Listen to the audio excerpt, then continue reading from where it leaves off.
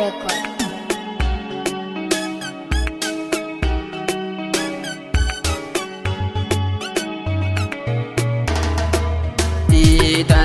Tasirin kowa so ne, hakika ni yau na shaida.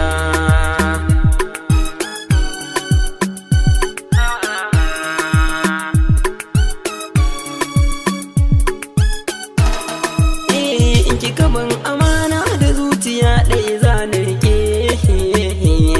komai za a min akan ki ba na sake. Sake a tantan awun da ba ni da tamkar yake, in maki tanadin ruwa na zakin da ya fi nan rake. Komai kike so shi zan so, ni take tiki na bai take.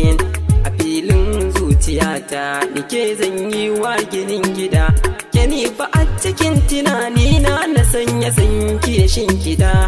Ya zama mun kamar abinci da ruwan sha, kalli ido na ki shaida.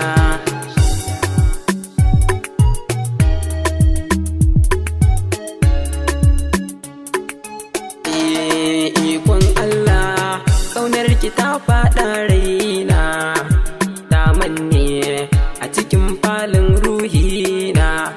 Ina rufaido gizan kishi nake gani a kusana, ina buɗe gizan kishi nake gani a gabana.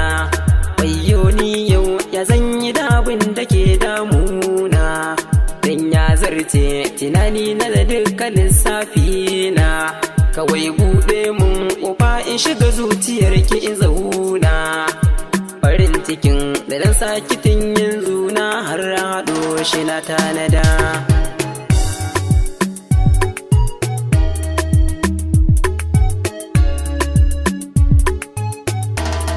Ni dai na kamu da zazzafar soyayyar ki, tintina har zuwa iya raina ke ta jiran ki.